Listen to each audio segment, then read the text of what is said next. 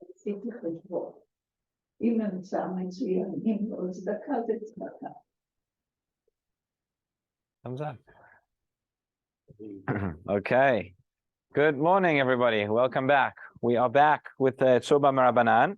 You'll have noticed, those of you who are here in person, and I'm not sure if it's up on Zoom yet, they're on a new volume this morning. We've skipped from volume 1 to volume 14. So that's the way it goes. We may go back in the coming weeks. We may go back to volume 1 just before Pesach. There are some shiurim in there about Hilchot Pesach, doing Hilchot Purim the last couple of weeks. So we may go back to that, but the books will be available here in the shiur, whatever you need. The PDF will be available if you're joining on Zoom. If anybody would like to purchase the book, volume 14, that is now available for purchase. I'm not yet sure how much it is. I'll have to let you know. But otherwise, you can just leave your copies here in Shul, and you can get them here. So we began volume 1 going through the halachot of Yoredeya. We're going skipping now to Orach Chaim, which is a different section of Shulchan Aruch, and we're going through some of the halachot regarding brachot that we make before meals, brachot during a meal, etc. The Gemara says, very interesting, the Gemara says somebody who wants to be manda bai lemeve chasida, if somebody wants to become a chassid, somebody wants to be a really pious person, wants to fulfill the Torah, what is the most important thing that a person should learn? Obviously, you need to learn everything, but if you had to choose one to start, what is the... So there are 3 opinions in the Gemara. There's one opinion that says you should learn nezikin. You should learn the laws of damages, of monetary laws, in terms of you don't want to steal, in terms of interpersonal, you want to know how to act in the proper way to be a chassid, not to cheat anybody, not to steal, have the proper attitude towards monetary laws. There's a second opinion that says you should learn avot as well, Pirkei Avot, dealing with interpersonal relations, things like that. And then there is an opinion that says that one should learn brachot. Dafka brachot, that is what's necessary in order to become a chassid. The Maharal explains that the 3 different ideas, that there are 3 different types of relationships that we have in our lives. There's relationship between Ben Adam leMakom, there's Ben Adam leChavero, and there's Ben Adam leAtzmo. And I'll let you think about it and work out which one fits into which. But brachot clearly is Ben Adam leMakom, between us and God. And that's something very, very significant. The laws of brachot can be very, very complicated. So it's worthwhile going through and learning and making sure we are saying them correctly. So if you open up the book, we'll begin on page 21. Right, today's topic, we'll go through, again, we're not, in the past there have been requests that we go a little bit slower, that we cover more of the material inside. So we're not going to be bound by the order, the division of the shiurim. We'll go through as much as we get through, and if this particular shiur we don't finish today, we'll continue next week. But so we're talking about halachot of brachot that are said during a meal and changing locations. So if you see on page 21, we have the Gemara in Brachot. Gemara in Brachot, Daf Mem Aleph Amud Bet, says the following, source number 1. Amar of Papa, Hilchata, Dvarim Habaim Mechamat HaSeuda Betoch HaSeuda, Ein Tunin Bracha, Lo Lifnehem, Velo La'acharehem. So says Rav Papa the following halacha, things, obviously foods, which come mechamat HaSeuda, which come as part of the Seuda, as part of the meal, betoch HaSeuda, foods which come as part of the meal during the meal. We have to explain precisely what he means, machloket rishonim, precisely what the Gemara is referring to. But food that comes as part of the meal, ein tonin bracha lo lifnehem v'lo la'achrehem. So these foods which you have within your meal, you would not be required to say a separate bracha, not beforehand and not afterwards. And I'll just say another word by way of introduction.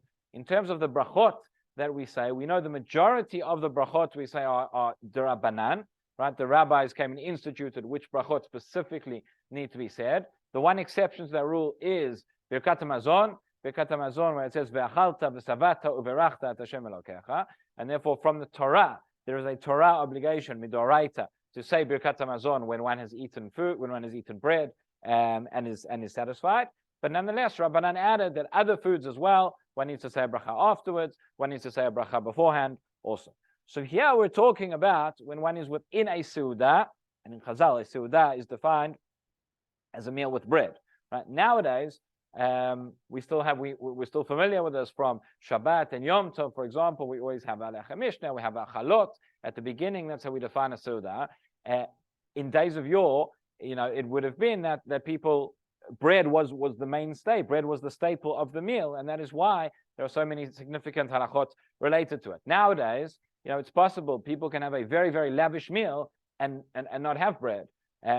But we're talking about, we still consider bread to be that significant food.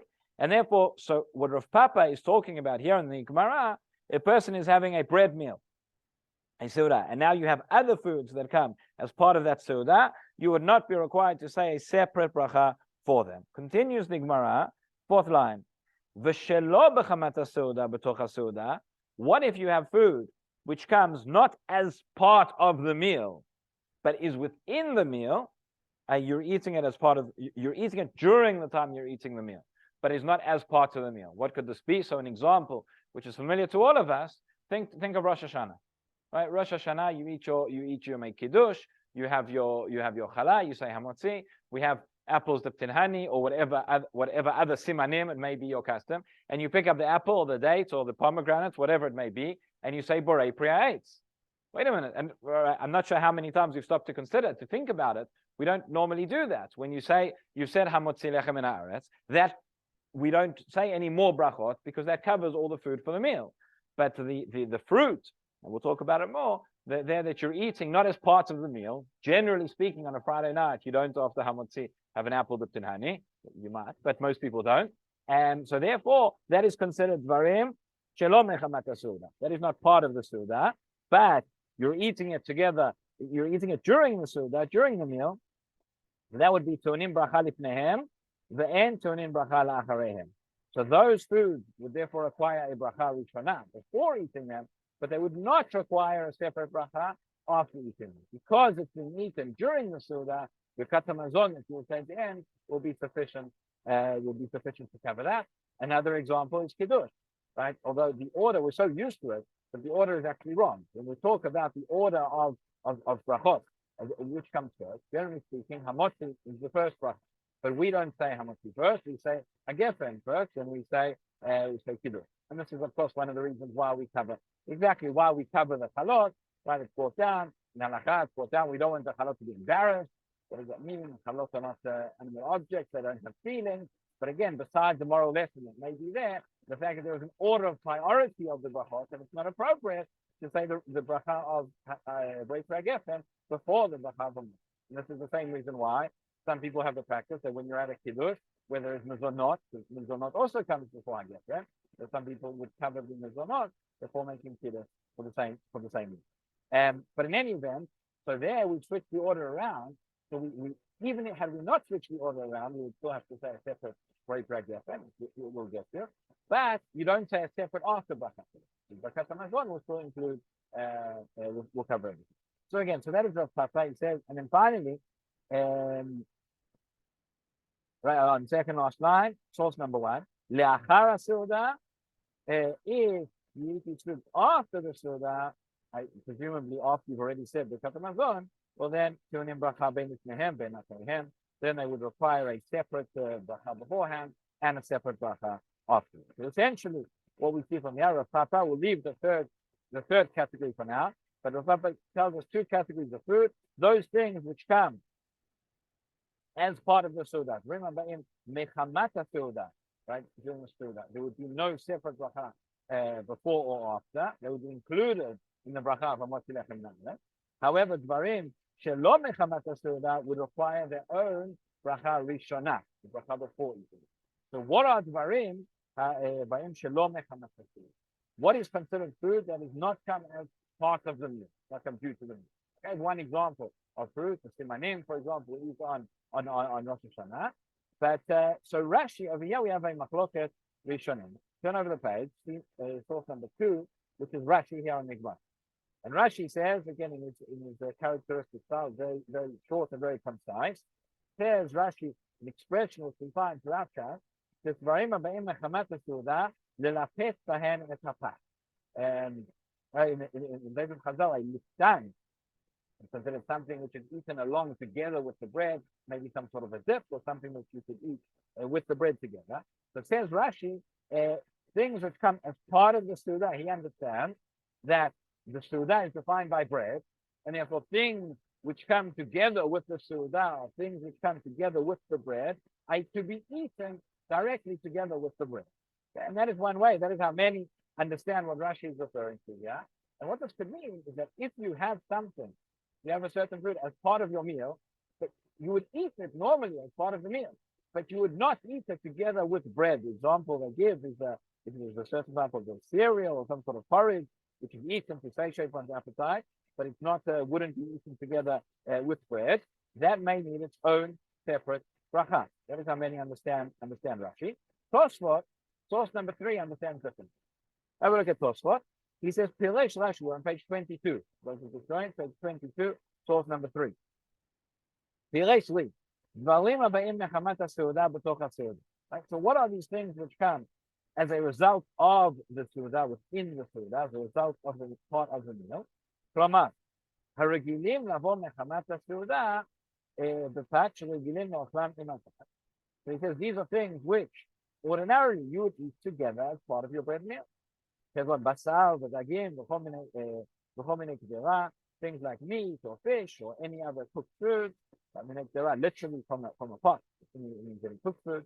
והביאן בתוך הסעודה, these are things that people normally eat. Again, eating habits have changed a little bit since the days of Chazal. One of the difficulties sometimes in understanding precisely the examples and the applications. But he says now, the part in bold.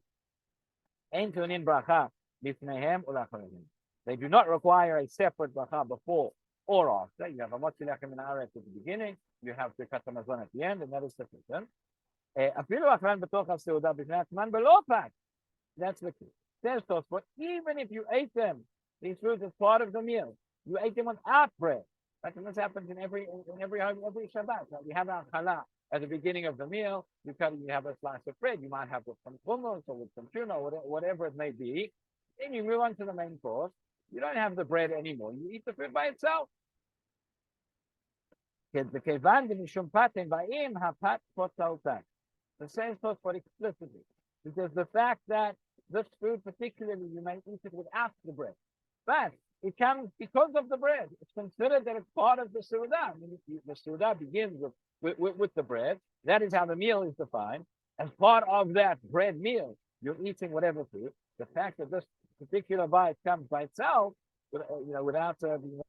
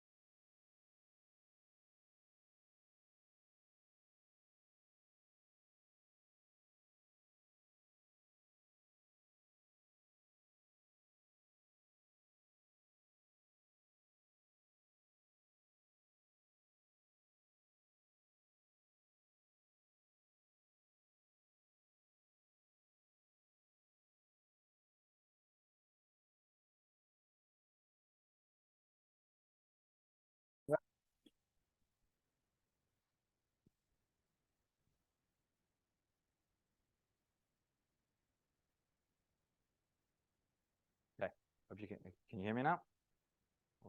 Back? Hope so. Okay, where this comes up as well, by the way, is on Pesach, on the Seder night. Again, over there, we have a different problem. On Seder night, you'll remember, it's coming up. So before we say Hamotzi Lechem Min Haaretz on the matzah, we start off, Kiddush and grape juice or wine is its own category, but we have Karpas.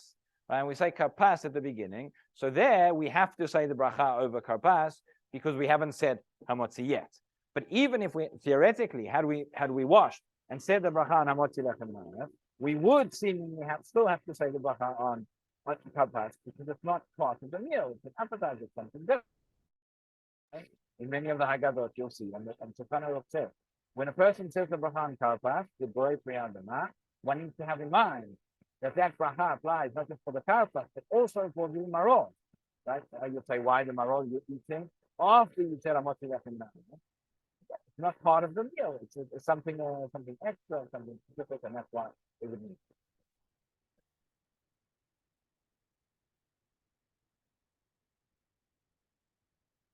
Right.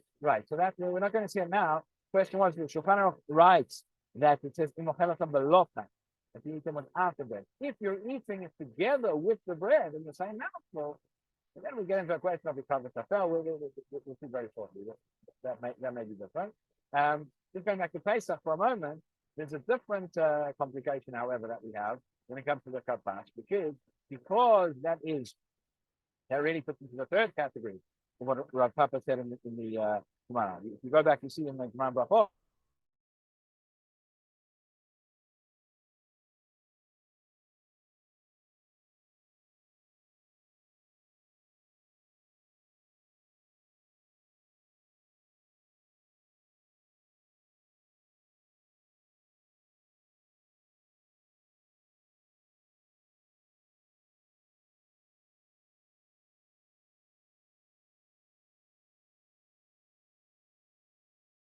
So if we say the bracha on the capacity Borei Pri Adama before the meals began, before Hamotzi Lechem Min Haaretz, so not only is the kapas therefore not included in the bracha Rishona, it's not included in the bracha Achrona either. So the Birkat Hamazon does not help, and that's why we generally, according to most poskim, we say the karpas itself you need to eat less than a kazayit. Everybody's hungry and everybody wants to eat. Depending what you have for karpas. If you have parsley, maybe not. If you have potatoes, so it's a little bit more filling. But people want to. So you would have to have less than a kazayit, and then you would not have to make a bracha achrona. Interestingly, according to the Rambam, he says you would have a kazayit, and he works it out differently. Does that fulfill making the bracha if you haven't had a kazayit? So for a bracha again, for a bracha rishona, the klal is that however much we eat, even if it's just a tiny mouthful, you would say a bracha rishona. For bracha achrona, not, because by karpas the only bracha we say is the bracha of Borei Pri Adama. If it was to be a mitzvah of eating, for example, actually the only two nowadays, the only time when we say the bracha of al achilat, a bracha birkat mitzvah of eating food. Once upon a time there were more. You had over korban pesach, you had over certain korbanot, but it's only matzah and maror are the only two mitzvot that we have nowadays. Where there is a specific food, we have a mitzvah, an obligation to eat that food, and therefore we say the bracha, al achilat matzah and al achilat maror. So when you say the bracha and there is a mitzvah of eating, we find in many places in halakha, it's not considered eating if it's less than a kazayit. And therefore you would have to say, that's one of the reasons why the Rishonim say that when you have maror, you say al achilat maror, you need to eat a kazayit of maror. So there are those who say that for karpas as well, if we consider it to be a mitzvah, that one would need to be, as I said, the Rambam holds that one should have a kazayit of karpas, but many other poskim say definitely you should have less. Okay, but essentially, so what we've seen again, the principle is food that comes even if it's during the meal, even if it's after you've said Hamotzi Lechem Min Haaretz, but it's not coming as part of the meal, meaning not just that you don't eat it right now with bread, but it's not something you would normally have there to satiate you as part of a meal. That is not included in the bracha rishona, and it would require a separate bracha. So, for example, the Mishnah Berurah over here in source number 5, he says commenting on the Shulchan Aruch which we've just seen. Says the Mishnah Berurah, Daisa, Avshi Ava ve'ino melafet bahem apat. So you have daisa, some sort of porridge, again, which is thick, which is eaten by itself. Again, the understanding here is if you have, for example, a dip, but you have something which could not be eaten on its own, but you would have, think of hummus or something like that, but you would eat it on the bread, so therefore it's considered as part of the bread. Here, it is a food which is eaten by itself, and it's satiating, but you don't need the bread for it. Nonetheless, even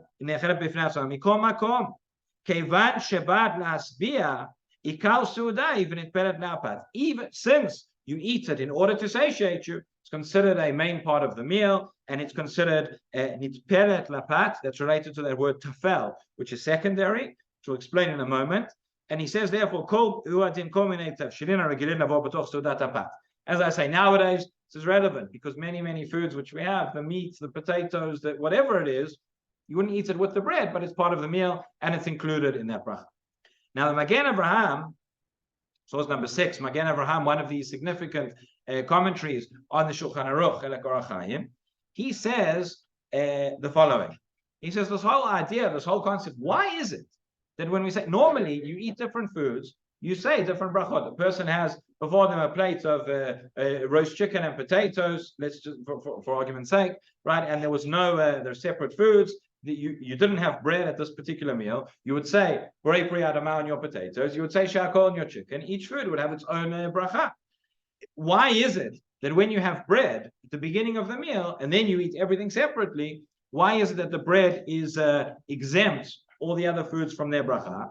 So says the Magen Avraham that maybe we could say that this is not necessarily just a unique halakha to bread, but there is a broader principle in Ilchot Brachot called Ikar v'Tafel, which we'll learn about later on. We'll get there eventually. But Ikar v'Tafel is also quite complicated, where you have a main food and a secondary food. So if you have foods which come together, you would only say the bracha on the Ikar and not say the bracha on the Tafel. Right? So for example, just let's say you have rice with raisins in it, or rice with almonds, or something like that. So the rice would be the main food, that would be the ikar, and the other raisins or whatever it may be are there just secondary to that. And you would only say bracha on the main food. Right? Many different. This comes up in many areas. What's considered a mixture? How is it considered a mixture? Which one is ikar and which is tafel? Is it the one I like more? Is it the one that's in the majority? Is it that one is mezonot? And again, we'll get all of this. We'll get into later. But the point is, there's this principle of ikar and tafel. Says the Magen Avraham that when you have bread in a meal, the bread is ikar, and everything else is tafel. And that is why you only are required to say the bracha on the bread and nothing else. So he says, what if there is a situation where the bread is actually tafel? For example, sometimes a person doesn't know, has different foods, and they don't know which bracha to say. And you say, okay, let's just have some bread. So say hamotzi, and it will be. So says the Magen Avraham, if you have a situation where you actually don't want to eat bread, you aren't interested in it at all, and you're only eating the bread as a result of the other food, well, you've now turned everything on its head. Then the other food is the ikar, and the bread becomes the tafel. And maybe in such a situation, everything else needs its own bracha. Okay, see source number 6. Says the Magen Avraham, he says, belopat ein teonin. He says, all the other foods which are separate from the bread do not require their own bracha. They are secondary to the bread. He says, therefore, I think, person does not want to eat bread at all. And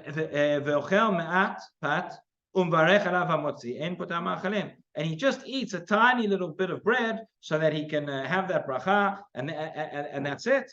To exempt the other foods. Actually, that would not exempt the other foods. So says the Magen Avraham. Right? That's only part of it. You'll see in the box underneath source number 6 that the Magen Avraham continues. There is another side of the issue, right? It may be that not so simple. It may be that bread, hamotzi lechem min haaretz, is its own bracha, has its own special rules. That once we decide that bread is objectively the mainstay of the meal, that whenever you eat bread, then it would. So it would be the shiur of bread if you wanted to make the bread the ikar. Sorry. What would be the shiur of bread that you have to have in order to make the ikar and not secondary to the other foods? Right, so you would have to have probably at least certainly at least a kazait, maybe a kibetza, but he's saying that it may be the Magen Avraham goes back and forth, and it's not completely clear. The Mishnah Berurah therefore writes that rather not to get into this kind of situation of uncertainty, and you should if it's a case where you really don't want to eat the bread, he says don't eat bread. We're not talking here about a case of Shabbos and Yom Tov where that is the meal and it's defined, and you have the bread at the beginning, and then that's fine.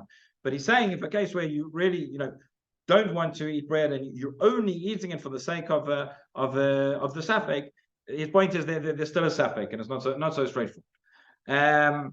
Okay, what about some of the particular examples? We mentioned fruit, we mentioned dessert. One of the things which comes up, the poskim discuss, what happens if you have cooked fruits? So fruits, but in and of themselves, are generally speaking not the mainstay of a meal. Although nowadays, again, there are all sorts of diets out there. This is an interesting question which might come up. If a person has a particular vegan diet, a person has a fruit-based diet, there are such things today, and that is the way a person normally would eat.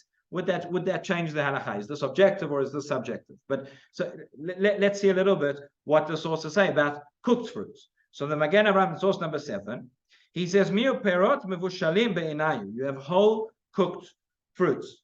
Afilu ima basar, even if they are there with meat. You might have apples or pears or apricots or certain things cooked together with chicken or with meat. However it's done. He says, "Im enat chalat kviyat sudatan alayu yesh safek im yivalech."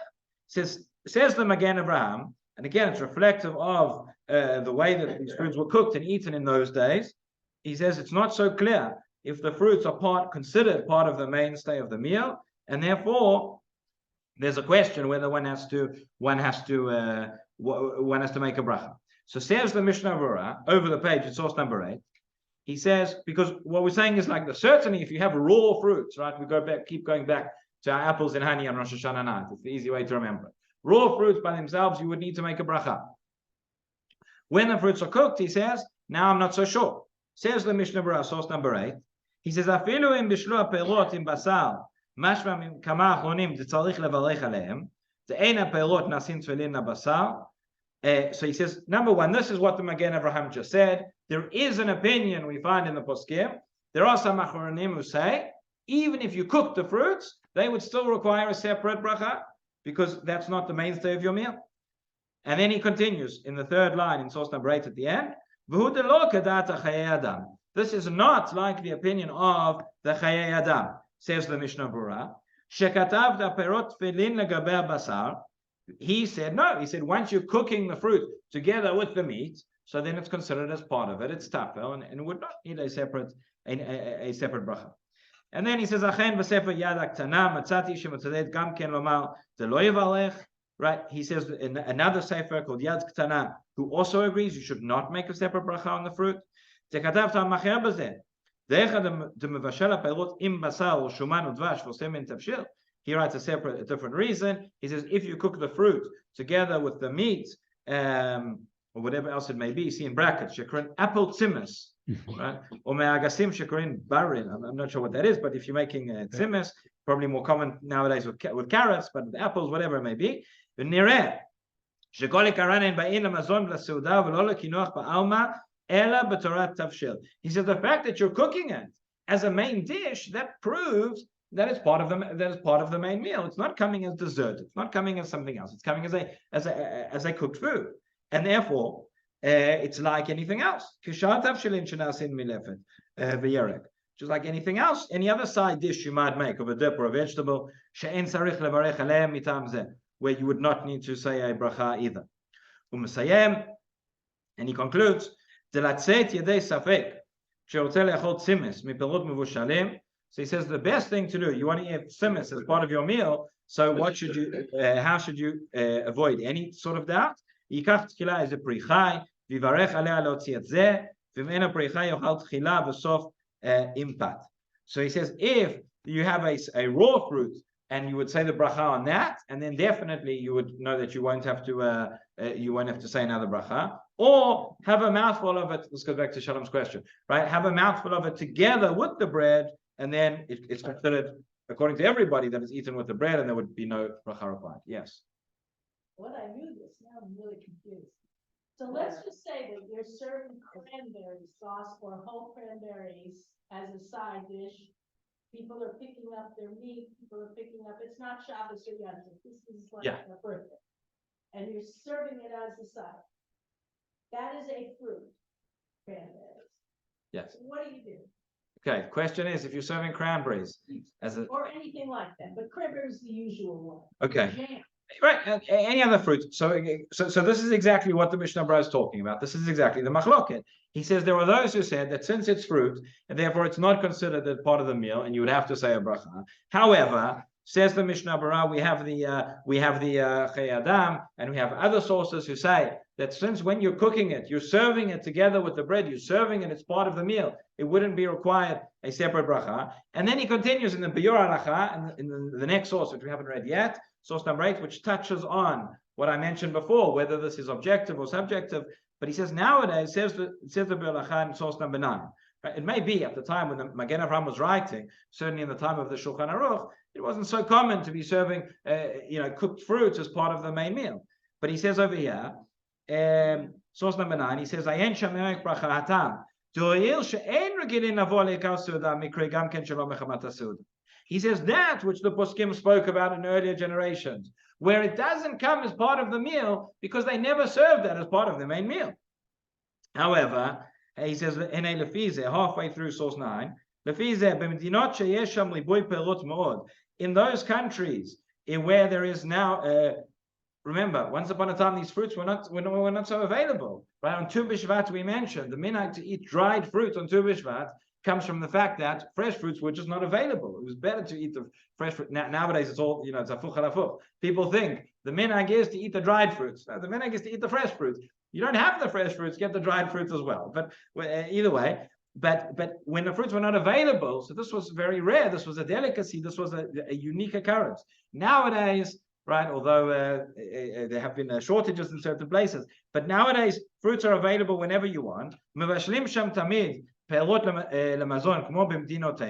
if it's become something regular, which it has, so then b'shal tavshin mistabra lichora tiesh lo din shal tavshin.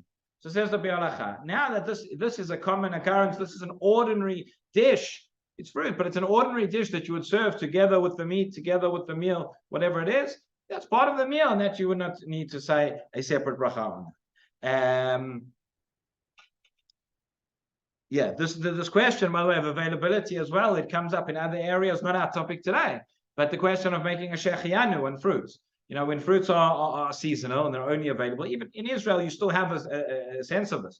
But I remember a few years ago, one of my younger nephews was learning about the halachot of brachot. And they were learning about, I think it was a peach or whatever fruit it was. And they said, their father said to them, what bracha do you say on this? They said, Borei Pra Eitz, it comes from a tree. So it doesn't come from a tree, it comes from a box, right? This is what this is. You go we were in England, you go into the supermarket, any time of year, you can get any fruit that you want because it comes from Costa Rica or from wherever it may be. So if the fruit is available, it's a seasonal fruit, but there are different seasons and import and export, and it's available all through the year. Would you still say shechianu or not? So that is another area where this question comes up. But for our purposes, again, once it's now something which is very commonplace, once it's the usual dish which is served as part of the meal, that no longer requires a bracha. Again, we're talking about cooked dishes here. Still coming to raw fruits. That still is its own separate category. See the Piskei Teshuvot, source number 10, top of page 25. He says, Mikol halin nilmad. We have all sorts of side dishes, right? For example, orez, kubiot gezet, tapuchei adama, rice, carrots, potatoes, whatever it may be. Shemevashlim otam yachad iminei perot. It's very common that they are cooked together with fruits like shazifim, tamarim, timukim, raisins, dates, plums, etc. Ananas, pineapple, take your pick. Nowadays, we are not required to say a bracha rishona on these fruits. The truth is, in any event, it's an interesting question. Yeah, just to think about it, because we mentioned before about ikar and tafel, which is even if you were eating without bread, for example, if you had it's like the rice with the raisins, right? Since the rice is the main food, the raisins are tafel. In any case, you probably wouldn't be saying the bracha on the raisins, but all the more so when it comes as part of the bread meal, the separate bracha is not required. So that is in terms of cooked foods. In terms of the raw fruit, which is considered its own category. Now, sometimes the fruit might be served at the end of the meal as dessert. Some people will serve fruit at the beginning of the meal. Think of melons or grapefruits, things like that. So, Pnina Alacha, source number 11, Rav Melamed. He says, Kol haperot vayirakot, shenechalim im hama'achalim shenoadu l'sviya, ben chayim uben mevushalim birkat hamotzi potata. Which means any fruit or vegetable that is eaten in such a way, it's eaten with the food, as part of the meal that's there to satiate. He says, whether raw or cooked, that would be included in the original bracha of hamotzi. So, examples, as we've just mentioned, if you have shazifim shemvushalim mabasar, figs or prunes, which are cooked together with meat, tzimukim ba'orez, raisins together with rice, tafshul matok shazifim mishmasim tzimes, right? Salat gezer, salat waldorf, shemegishim amanot shenoadu l'sfiya. You have different types of salads, which are brought as part of the mainstay of the meal. Aval im igishu salat gezer matok, or salat waldorf lachal seuda lekinoach. If you were to serve carrot salad or waldorf salad as after the meal, as its own as dessert, okay, that would require a bracha rishona, a bracha before. V'chein al kompot, haynu perot mvushalim b'sukkah. We have fruit kompot. It's just the fruits by themselves. Shemegishim b'sof ha'seuda. That is not served as part of the main course. It's not a side dish. It's not part of the main meal. That's served separately, and that would require a bracha rishona before eating it. Now, the second paragraph in bold, he says, what if you serve raw fruit as your starter? So he says there as well, he says that would also require a bracha rishona before you eat it. He said the way, a very interesting way of defining it. But he says essentially, this is a food which is a type of dessert which is served at the beginning of the meal. Okay, we don't have to go that far. We can call it's an appetizer. We gave the example of kapas earlier, but this is a food which is not the raw fruit by itself. That would still require its own bracha. Again, in the same way that the apples, the tunani on Rosh Hashanah. Sorry? Yeah, after you become motzi. No. After you said hamotzi, correct? Yes. Tomatoes are fruit, and they're sitting in your salad. Tomatoes are considered a vegetable because we say pre-hadama. I'm not getting now into botanical definitions versus, but halachically it's considered a. The chamutzim you don't have to. Right. So he continues. He says here regarding chamutzim and the like, those are considered as part of the sunnah. So again, essentially, it's raw fruit that we're talking about. So again, melon and grapefruits are the example. Apples, yeah. Something sense. Sorry. You said sour, so I said the sour apple doesn't require. No, chamutzim means pickles and that kind of thing. Okay. All right. Let's just talk a little bit about other types of dessert, and with that, I think with that we'll conclude for today. So. Over the page 26, what about, there are other foods aside fruit, which can be eaten as dessert. There is ice cream, there is cakes, and the like. So here it gets a little bit complicated. Source number 12, Shevet HaLevi. He says the following. He says, Nireh, Deminei Metika, other types of sweet foods. Again, the point is we're dealing with things which are not there to satiate, things which are not, part of the meal. Again, the proof of this is, whenever you say to your kids, are you full? And they say, yes, I'm full. And you say, well, now there's dessert. Are you full? There's always room for dessert, right? Dessert is something which is, these are foods we understand are not there to satiate. They serve a different purpose and they're not included as the mainstay of the meal. So he says, sweet foods, kegon glida or chocolate, like ice cream, chocolate, etc. Pshita da'endanim kemashkin. Okay, the Shevet HaLevi is talking about a different question. He says, do we judge them as food or as a drink?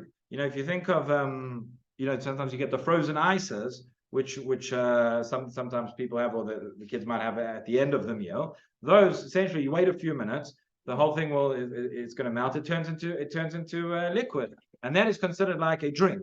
Anything which is a drink, is not going to need is not going to need a separate bracha. But if it's again, except for Brei Geffen, which we're not discussing today. But if it's considered a food, and this is what he's saying, how do you consider ice cream? Because the ice cream could melt, turn into a liquid as well. He says if you consider the ice cream as a food, as a solid, and not as a liquid, then it's not coming as part of the main meal. As dessert, so Shevet HaLevi, which would be required to say a bracha, separate bracha on ice cream. Or Letzion, source number 13, he says, Niresh glida chalavit inaka ochel, v'kevan sheba lekinoch mevarchim alea. Similar idea. The Shevet HaLevi is one of the Ashkenazi poskim. The Or Letzion is one of the Sephardi poskim. Rav Ben Zion Abba Shaul, he says that over ice cream as well. But here he says dairy ice cream is considered like the status of food. He says, Aval, shar glidot shasuyot mimashkin acharim dinam kemashke ve'en mevachim alehem. Right? So he seems to be talking about frozen ices or popsicles, whatever you want to call them. Those things which would have the status of a liquid, and therefore they would not require a bracha. In other words, the distinction that he's making is whether it's a solid or a liquid, but not. He would agree that this is not considered part of the part of the meal. Says Yalkut Yosef, again, which is based on the psak of Rav Ovadia Yosef, source number 14. He says, "Lekatchila ein ra'oi le'achol glida betoch ha'seuda u'b'siyoma." Says since there are lots of spekot here, he says it might be better not to eat ice cream during the meal, but rather yanichenu la'achar b'kat hamazon v'az yivarech b'kat shakol. Everyone will agree that if you've already said Birkat Hamazon, right, that was the third category again in Rav Papa. If you've already said Birkat Hamazon and now you come and eat dessert, and again, this is why some people do have the minhag that they will say Birkat Hamazon first and then serve dessert, and then you have to say your bracha rishona and your bracha achrona, and there are no shleikot about it. That is what Rav Ovadia says, right? But he paskins, however, the last line he says in b'chol zot ochel me'aglida b'sof ha'seuda lo yivarech. He says, nonetheless, if one was not to do that and one was to eat the ice cream at the end of the meal, he would not say a bracha. So it seems to be more or less the Ashkenazi poskim more say that you would say a bracha over ice cream, whereas the Sephardi poskim saying that you would not. But there are certain, as we've mentioned, there are certain doubts here. A separate question regarding cakes and dessert and the like. Now, cake is a little bit different because ice cream, chocolate, fruit, whatever it is, clearly fall into a separate, are not, are additions, are desserts, are not part of the main, are not there to satisfy one. Cake is very, cakes can fill you up. In many cases, cake falls into a category, what we're not going to discuss, of what's called pata babakisnin. Pata babakisnin means when you have certain mezonot foods, which are, pastries and the like, which are somewhat similar to bread, but are not. There are three different opinions in the Rishonim. We're not going to go into now how exactly it's defined. But we have food, barekas, for instance. Pizza may or may not fall into this category. Other types of pastry and doughy sort of foods, whereby if you eat a small amount, you would say mezonot. But if you eat a large amount, enough to satiate, enough what's called kviat seuda, that would actually require hamotzi and would require birkat hamazon. And since many cakes and the like could fall into this category, where they are somewhat similar and they do fill one up. There is a question whether that should be considered as included with the hamotzi as well. So V'zot HaBracha, which is a contemporary sefer on Hilchot Brachot, he says in source number 15, he says Rov sugei ha'ugot ha'ne'achalot b'toch ha'seuda en nevarech alehem. Generally speaking, says if it's a cake which is eaten as part of the meal, you would not say the bracha on it. And shema yeshlu din shopat gamor v'niftarot b'berkat hamotzi. Meaning, if it's a food which is pata babakisnin, if you ate enough of it, it could be considered like bread. So surely, when you said the bracha over bread, it would include the cake as well. But there is still a doubt. So he says, yesh katvu ki me'achar she'aptor me'bracha aluga u'mechamat safek. Since it's a doubt, tov lekatchila limana mileachol uga kazo she'safek pat b'toch ha'seuda. So there are those, right, who would say, okay, don't eat the cake. Then there are those you can't have your cake and eat it. That's approach number one. Second paragraph, he says, yes, sheyatsu. There are those who gave the following advice. Right? Quotes the Or Letzion, to say Birkat Hamazon first, and to serve the cake after benching, then there's no question that you would need to say a bracha. The problem with that is that sometimes people forget to say the bracha before or after, and then that's definitely a problem. But he says, a third option, if nonetheless you want to serve your cake during as part of the meal. So he says, since these are in a somewhat gray category, and since there is a possibility that they are covered by the hamotzi, so when you say the bracha of hamotzi, one should have in mind that you want that to exempt the cakes as well, which will be eaten as part of the meal. As yotzim midei safek, kevan shebekat hamotzi poteret minei mezonot b'diavad. Since because if you were meant to say mezonot as a separate bracha, b'diavad, when if a person said the wrong bracha in certain cases, person said hamotzi when they were meant to say mezonot, that would still apply, and therefore that would be included. So just to summarize what we've done, and as I said, we're not going through the whole material. We're just about out of time. But to summarize what we've seen today, essentially, the bracha of hamotzi lechem min haaretz is something we say at the beginning of a meal. We say that bracha over bread, and that would exempt any food that comes as part of the meal, but as part of the meal. How do we define what part of the meal means? We said it does not mean that every food necessarily has to be eaten in the same mouthful as the bread itself. We're not just talking about spreads and dips. We're talking about any cooked food. We're talking about any food that is generally eaten as the mainstay. Anything that is there to satiate you, right?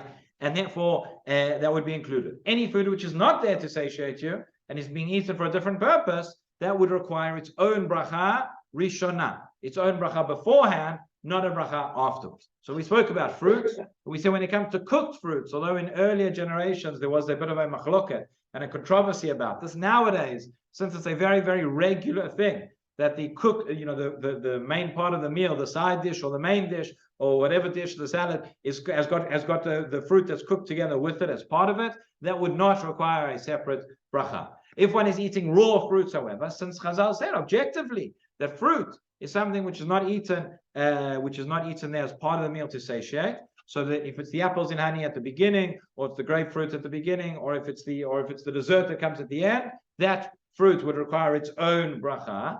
If it's eaten in the same mouthful together with bread, so then it would not be, because that is the definition of l'lapeta tapat, that it's being eaten together with the bread.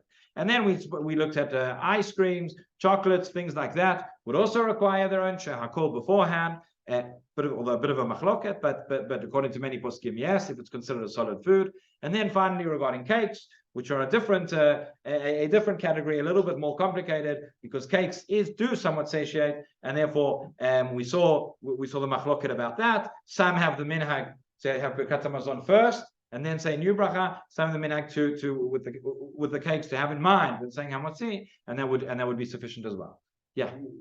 The way a suda over pizza. What would you say on the pizza? If you could.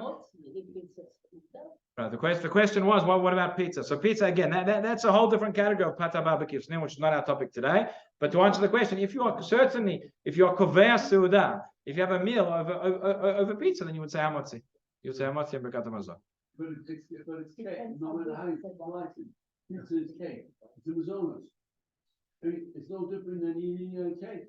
So again, if you were to be kovea seuda over a cake, over different types of, again, this is actually in volume 13. If people are interested, volume 13 is also available for purchase, where there was, or maybe we'll go back to it, I don't know. But pata barbecue snin, which are certain types of pastries, barekas, for example, pizza, all these kind of food. If you eat a lot of it, enough to be kovea seuda, how do we define that, or what's the amount? I'm not going into now. But you would say hamotzi, and you would say birkat hamazon.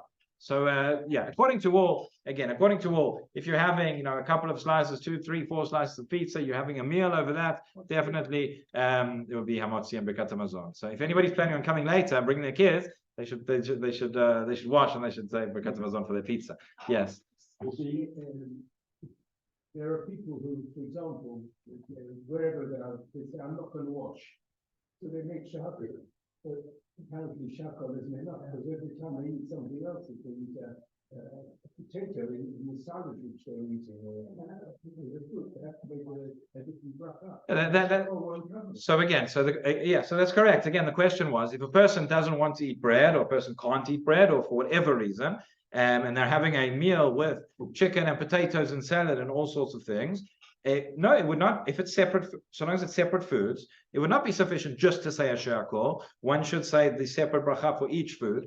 B'di'evet, right, we can be melamed zchut, meaning b'di'evet, after the fact. If a person said shiur when they were meant to say any other bracha, the shiur would work because everything is included in the bracha, which means everything. But that is not the correct course of action, lekatchila. Okay. If you decide not to wash, which could happen, Yes. and then you did eat bread or whatever, but you had no water to wash your hands. Oh, If you You decided not to wash, right? okay. But then you really ate a lot. What do? You bench without washing? Are you talking about pata babakisnin? You meaning you're saying you didn't eat bread, but you ate the foods, the mazonot foods, which if a person ate, yes. So really the poskim right. If a person should think how much they're going to eat. A person should be aware. If you think you're going to eat the amount that is going to be kover suda, then you should wash. But yeah, if a person didn't, but if you ate that amount, then you should say bekat hamazon. Yeah. Okay. Okay. Now, but some point we have to discuss what satiety means.